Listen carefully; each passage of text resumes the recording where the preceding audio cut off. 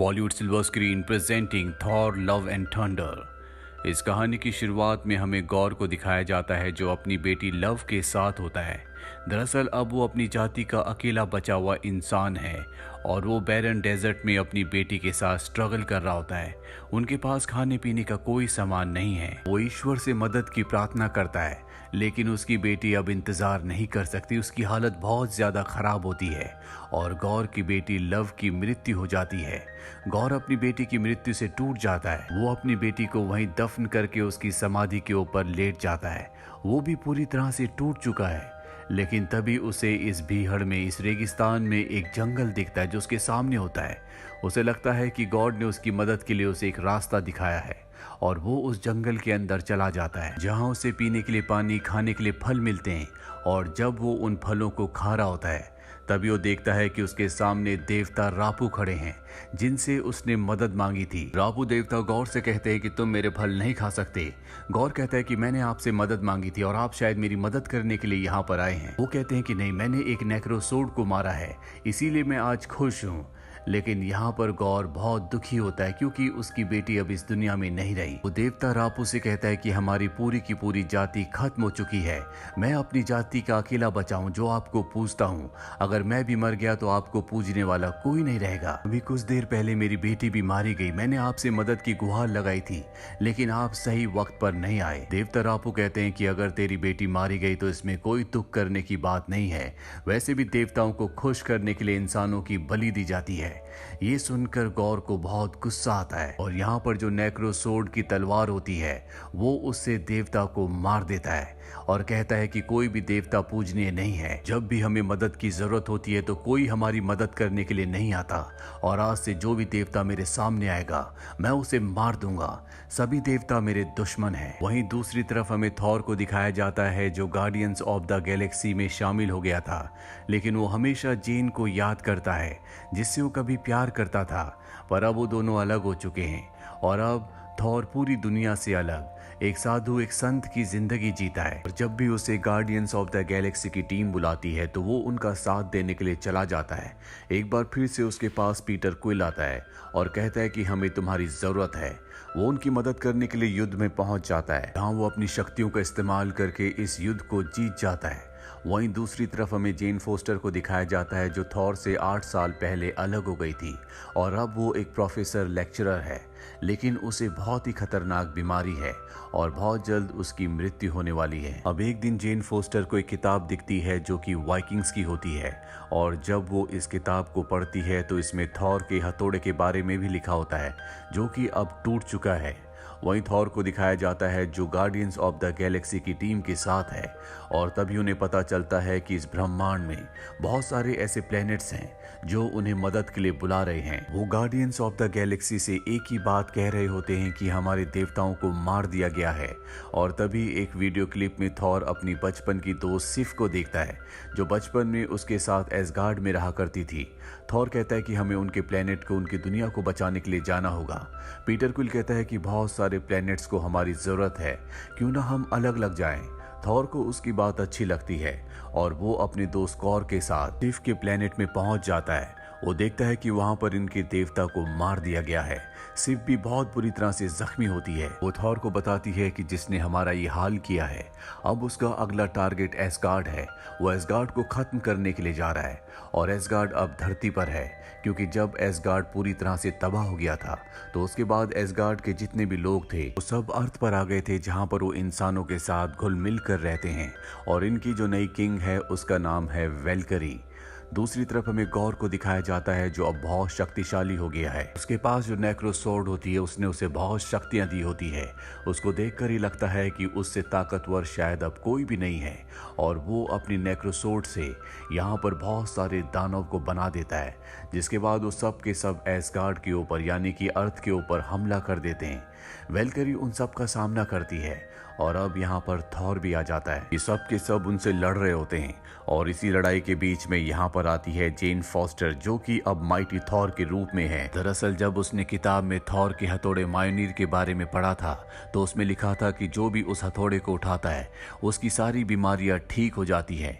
जिसके बाद वो एसगार्ड गई थी, जहाँ उसने देखा था कि थॉर का हथौड़ा टूटा हुआ है जो कि उसकी बहन हेला ने तोड़ दिया था। पर जब वो उसके पास गई तो उसके अंदर हलचल होना शुरू हो गई और अगले पल वो हथौड़ा जुड़ गया और जब उसने उस हथौड़े को उठाया तो उसकी सारी बीमारियां ठीक हो गई। इसके बाद वो बन गई माइटी थॉर। थॉर का हथौड़ा उसे देखकर इसलिए अपने आप ही जुड़ गया क्योंकि थॉर ने कभी अपने मायोनीर को यानी कि हथौड़े को कहा था कि तुम्हें हमेशा जेन फोस्टर का ध्यान रखना है, और ये बात अब तक उस हथौड़े को याद थी। और जब उसने देखा कि जेन फोस्टर को उसकी जरूरत है तो वो अपने आप ही जुड़ गया, जिसे उठाने के बाद जेन फोस्टर बन गई माइटी थॉर। और अब वो थॉर के साथ मिलकर गौर की सेना से लड़ना शुरू कर देती है।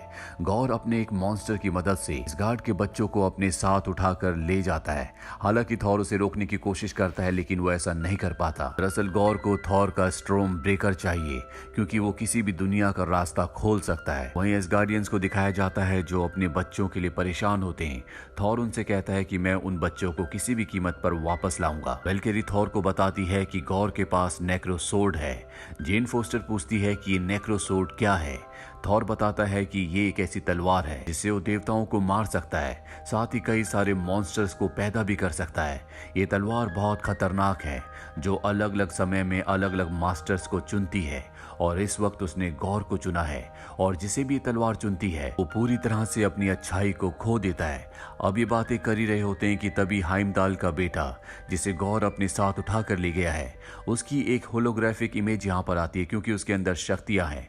थॉर उसे कहता है कि तुम कहां पर हो। वो कहता है कि मुझे नहीं पता, मैं अपनी शक्तियों को अच्छे से इस्तेमाल नहीं कर सकता।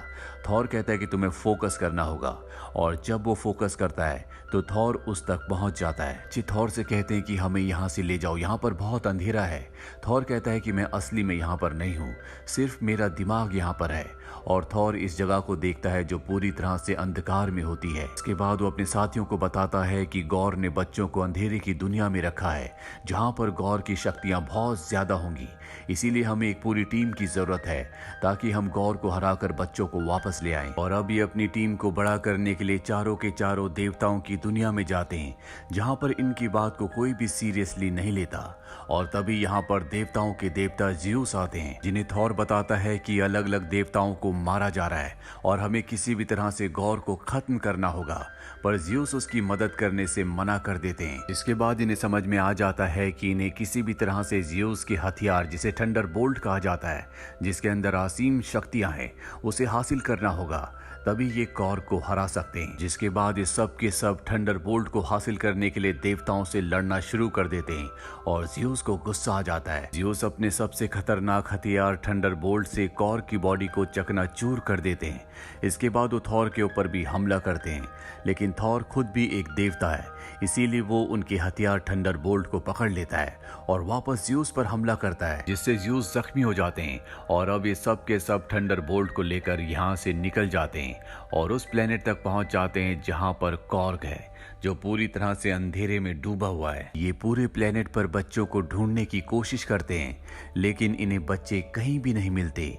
और तभी जेन फोस्टर को एक पेंटिंग दिखती है जो कि एटर्निटी की होती है, जिसे सिर्फ थॉर के स्ट्रोम ब्रेकर से खोला जा सकता है। और अब इन्हें गौर का पूरा प्लान समझ में आ जाता है। वो थॉर के स्ट्रोम ब्रेकर को हासिल करना चाहता है ताकि वो इटर्निटी के दरवाजे को खोल सके। इसीलिए गौर ने इन सब को यहाँ पर जाल बिछाकर बुलाया है, क्योंकि ये उसकी अंधेरों की दुनिया है। और अगले पल इनके सामने गौर आ जाता है। अब गौर के बीच में और इन सब के बीच में फाइट होना शुरू हो जाती है। गौर इन सब के ऊपर हावी हो रहा होता है, क्योंकि ये गौर की अंधेरे की दुनिया है, जिसके चलते वो वेलकरी को घायल कर देता है। थॉर को समझ में आ जाता है कि अगर उसे वेलकरी को और अपने बाकी साथियों को बचाना है तो उसे यहाँ से निकलना पड़ेगा। इसीलिए वो अपने स्ट्रोम ब्रेकर की मदद से बाइफ्रोस्ट के दरवाजे को खोलता है और वहां से सबके साथ निकलने लगता है। लेकिन तभी गौर उसके स्ट्रोम ब्रेकर को पकड़ लेता है और अपने साथियों के साथ यहाँ से टेलीपोर्ट होकर अर्थ पर चला जाता है। लेकिन उसका स्ट्रोम ब्रेकर अब गौर के पास है, जिसकी गौर को हमेशा से जरूरत थी। वहीं थॉर और जेन फोस्टर और उसके साथियों को दिखाया जाता है जो अर्थ पर पहुंच चुके हैं। यहाँ पर जेन फोस्टर की हालत बहुत ज्यादा खराब हो चुकी है और जब उसे हॉस्पिटल ले जाया जाता है तो थॉर को पता चलता है कि उसको बहुत ही खतरनाक बीमारी है, कुछ ही दिनों में उसकी मृत्यु हो जाएगी। थॉर को ये भी पता चलता है कि अगर जेन फोस्टर थॉर के म्योनीर को उठाएगी तो वो उसे शक्ति तो देगा, लेकिन जब वो अपने इंसानी रूप में आएगी तो वो और भी कमजोर हो जाएगी। इसीलिए थॉर जेन फोस्टर से कहता है कि तुम अब म्योनीर को कभी मत उठाना, और खुद वो उस जगह चला जाता है जहां पर गौर है। गौर को दिखाया जाता है जो थॉर के स्ट्रोम ब्रेकर से एटर्निटी के दरवाजे को खोल रहा होता है, और तभी थॉर यहाँ पहुंच जाता है जिसके पास ज़्यूस का थंडर बोल्ट है। इन दोनों के बीच में फाइट होना शुरू हो जाती है। वहीं थॉर का जो स्ट्रोम ब्रेकर होता है वो एटर्निटी के दरवाजे को खोल रहा होता है, और एक बार अगर दरवाजा खुल गया तो गौर जो चाहे वो मांग सकता है, और गौर सभी देवताओं का सर्वनाश मांगेगा। इसीलिए थॉर किसी भी कीमत पर उसे रोकना चाहता है, पर गौर ने अपनी तलवार से यहाँ पर अब बहुत सारे डीमंस को पैदा कर दिया है। इसीलिए थॉर अपनी सारी शक्तियां उन सभी बच्चों को भी दे देता है जो यहाँ पर होते हैं, और बच्चे भी डीमंस के ऊपर हमला कर देते हैं क्योंकि उनके अंदर अब थॉर की शक्तियां हैं।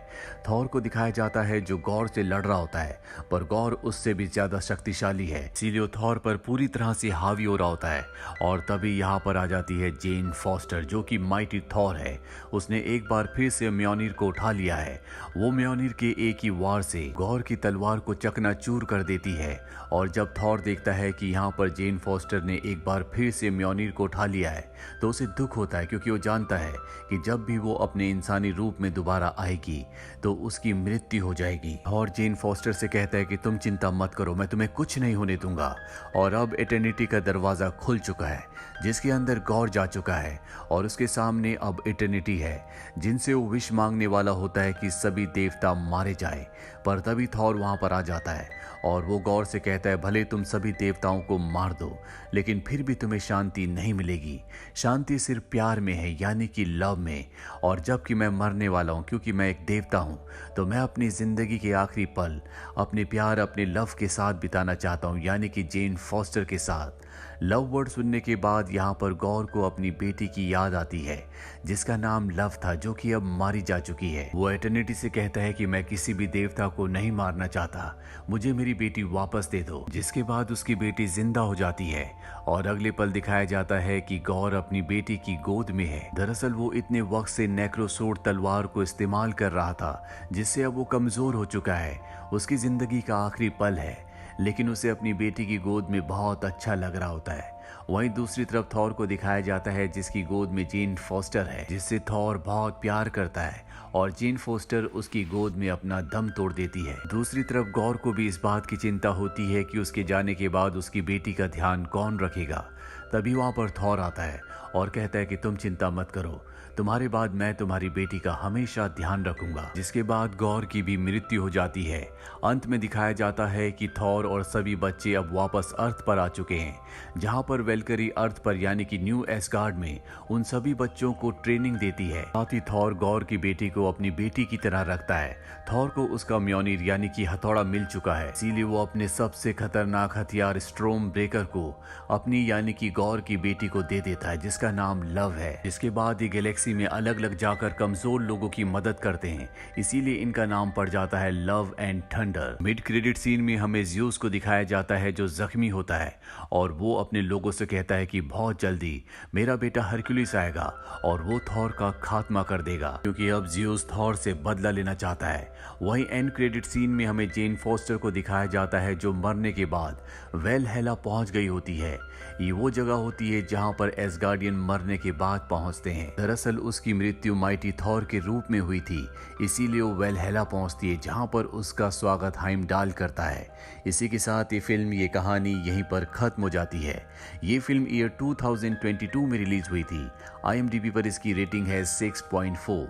उम्मीद करते हैं कि ये कहानी आपको पसंद आई होगी।